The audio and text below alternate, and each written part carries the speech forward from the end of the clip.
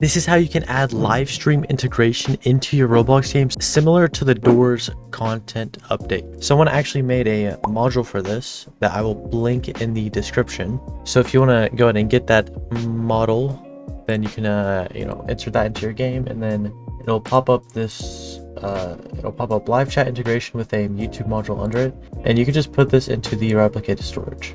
All right, and then before we go any further, go into your game settings, security. You want to allow HTTP requests. You want to save that. And then another thing that we need for this is we need an API key. So to do this, you just want to go into your Google account, and then you could look up Google API. And then here we are. We can just go to, I think it's Google API Developer Console. Yeah. And then whenever you're in here, you're just going to agree and continue. So whenever you're in here, you'll be on this page to start with. So you want to create a project. You can call it whatever, it doesn't really matter. Just create it. Right, you can scroll and see everything. So what we want to do is we want to go to library on the left side, click on that, and then we want to look up YouTube data API v3. And whenever you look that up, it should pop up with this.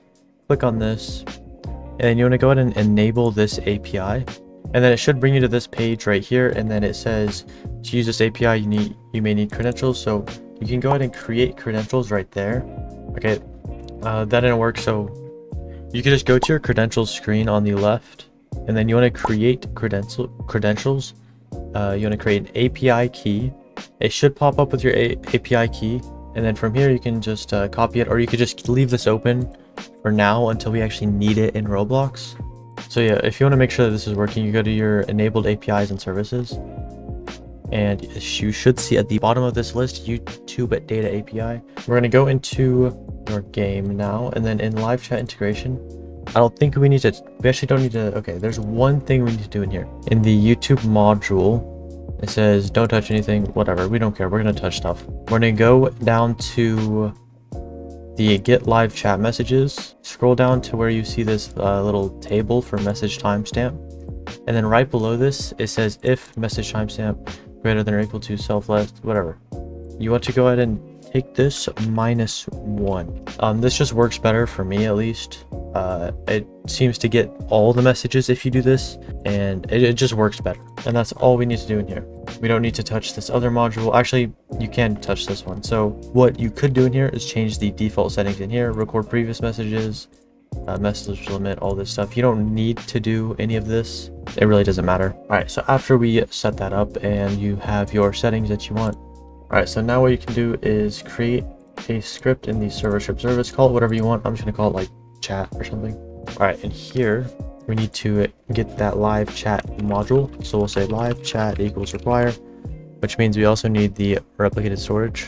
So we're gonna take that down there. We're gonna get the replicated storage, game, get service, replicated storage, and then we're gonna say require replicated storage dot live chat integration. And then below this, we're gonna get the API key. So API key is gonna equal the key that you just created. So this is mine. You wanna make sure that it's an actual string, and you just wanna put it right there. And then you wanna get the stream ID.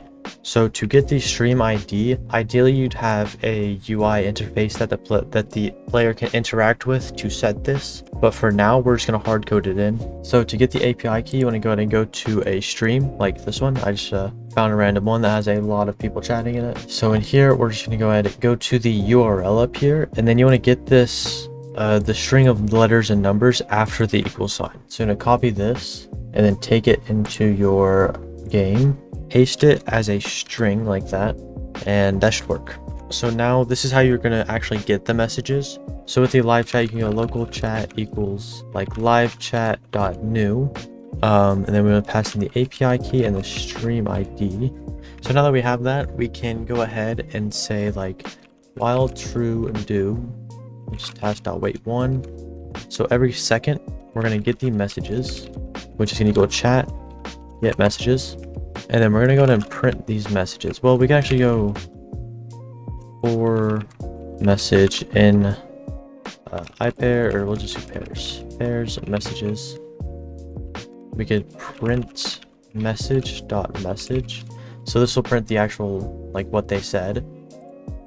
But I'm also going to do message .author. So if we test this right now, you'll see at the bottom it starts putting down the messages. And also something to keep in mind, it doesn't really from the chat, like if it's going really fast, if it's going not too fast, it should get a majority of them. But if the chat's going like super fast, then it's not going to grab a lot of them. But as you can see, it's working. And also something you'll notice is that right now it's only sending messages from unique users. So if the same person types twice, it won't actually send their message. So a way to change this is you can go into live chat integration, set author tracking enabled to false, and that should allow messages from the same people. So you can see this one was sent twice from the same person. And let's say you still want to have like a voting system where only one person can vote, or you know, a certain poll or like a quiz maybe or something that you're doing in your game. I don't know. What you can do for this is you can set this back to true, and to reset the people who've already said something, all you need to do is go into chat, clear tracking authors, so that it will reset who already said something. So that's a pretty easy way to integrate live stream chat into your game. That's it for this video. Make sure you like and subscribe, join my Roblox group and my Discord with the link to the description, and I will see you guys in the next video.